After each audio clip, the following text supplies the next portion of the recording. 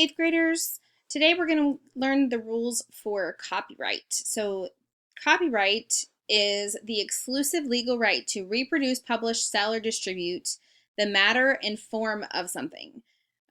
This is books, music, art, plays, videos, all kinds of original ideas that people have created are protected by a copyright so that other people can't use them and make money off of them. You want to be able to own and have your work that you worked so hard on and not let other people do anything with it. So exclusive is a limited number of people can have or do something.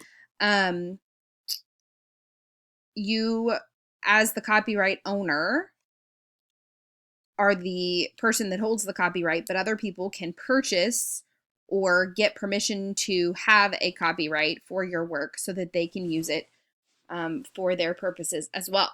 So copyright, like we said, covers written work like books, articles, plays, magazines, all of those things, visuals, photos, drawings, slides from presentations, videos, movies, music, and usually you see this circled C symbol here when there is a copyright on a product. You've probably seen it printed on the bottom of an item that you purchased, or you've seen it next to the title of something. Like Nintendo will usually have the little C after it. That's the one that comes to my mind the most because we have that in my house.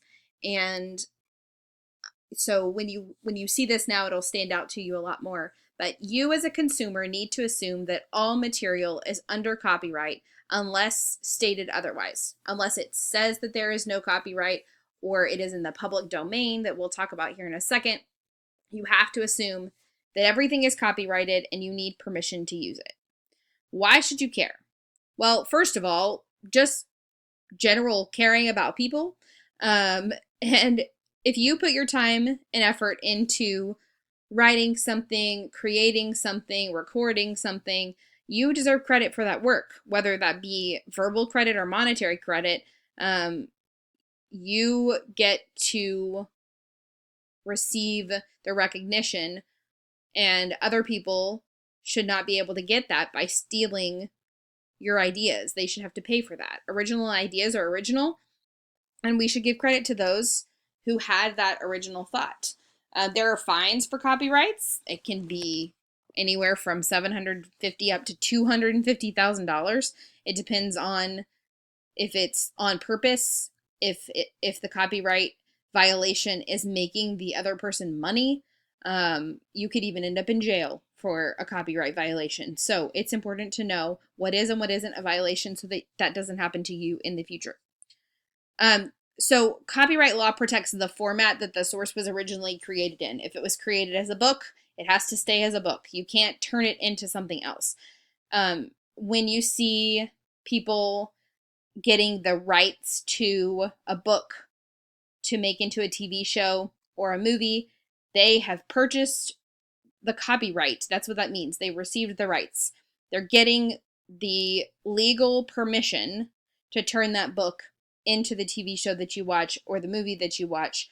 And we can't do that without that permission. So if Mrs. Stewart was going to record Where the Wild Things Are by Maurice Sendak for you, because you really liked when she read it to you in class and she recorded a video of it and posted it on YouTube so that you could watch it at home, this is a violation of copyright. She doesn't have permission to do that. So sorry, Mrs. Stewart, but you are going to get a copyright violation and that video is going to be taken down. Or Maurice Sendak and his people could even choose to sue you to get monetary compensation for the stolen work that you have violated. In order to actually get a copyright and do legal process, you have to ask the person who created the product or the publisher. Sometimes the person that created the product doesn't get the copyright, their employer does. or the person who wrote the book, the publisher of that book, gets the copyright. And so you have to ask the right person. Most of the time, you'll have to pay a fee to have that copyright. You also see this on like Etsy products when you're buying something off of Etsy for a fandom like Pokemon or Nintendo, or a book fandom. The people who are creating those products, you need to make sure that they have a copyright for that product, or you are assisting them in violating copyright law. On the other hand, there is some work that is in the public domain and can be used at any time without any copyright concerns. You can check and see if it is in the public domain. It has to do with how many years it has not been, or how many years it's been created. After a certain number of years, then it goes automatically into the public domain unless the copyright is renewed. And also, items created by and for the U.S. government are always in the public domain. So this is one example. The book, the original book for Wizard of Oz, is in the public domain. It was not renewed, and the copyright expired. This also just recently happened a couple years ago with the original Winnie the Pooh. If you go look that up, it was a big deal that everybody talked about. The copyright was not renewed. And so you can't use the Wizard of Oz movie images, but you can use the Wizard of Oz book images. The movie has Judy Garland, and you've probably watched it before, but that is not in the public domain yet. But the book here is, so you can use things from this one, but not from the movie. See the difference in how the format matters? The copyright for the book is different from the copyright of the movie. Also, like I said, the U.S. government, the Constitution, the Bill of Rights, anything made by and for the U.S. government is automatically in the public domain. Then we have fair use. So this is like a loophole for copyright. Usually for teachers and students, there's small exceptions because things are being used for educational purposes. So if teachers are using it in class, if students are using it in essays or projects, you can use a small amount of some things in your projects specifically for educational purposes. So for example, the amount that you use can fall into fair use. If you use a small part instead of a whole, then it might be a small, as long as you make sure it's a small enough part, it can be used with fair use rules for educational purposes. You do, however, need to cite your source and give credit to your source. So in an article situation, if it's a short article, using a sentence or two would be considered fair use, and citing your sources and giving credit. For example, this is a quote from National Geographic that I wrote into an introduction for an essay. I used one sentence. This whole article is only 5 paragraphs long. So if I used 2 whole paragraphs from a 5-paragraph article, I'm violating copyright because I'm using too much. I'm using almost 50% of the original work. If I'm only using a sentence like I did back here, that would be considered fair use for my educational essay that I'm writing. But using 2 whole paragraphs, that's a copyright violation and plagiarism. So you need to make sure that you're only using a small amount of the text.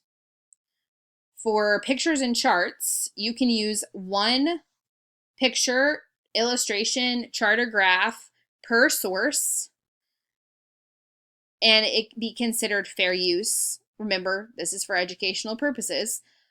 Now, the exception is for cartoons. You cannot use a cartoon like a Disney character or a Nintendo character or a television show character without a copyright at all, ever. So for example, I'm making a slides presentation and I'm using this one diagram that I got from Khan Academy. That's fair use. I'm getting one example. I'm citing my source and telling you where I got it from. But I couldn't do this and take 2 from the Khan Academy source that I found. because fair use rule says I can only use one. I would need to get permission from them to use more than one.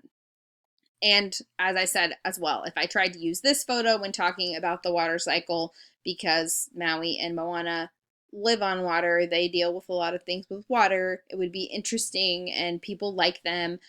I can't use that at all because it violates copyright and fair use rules. These are copyright protected cartoon characters. So that would not be something that I could ever do. And finally, music. If you wanted to put music in a slides presentation or something like that, then the rule for fair use is you can only use 10% of a musical work. So if you have a 3-minute song, you can only use 30 seconds of the song in order to follow those fair use rules. So make sure that you understand how much of a source you can use to be considered fair use. And other than that, you need to get a copyright. If you're not sure, don't use it. That's going to be your safest bet.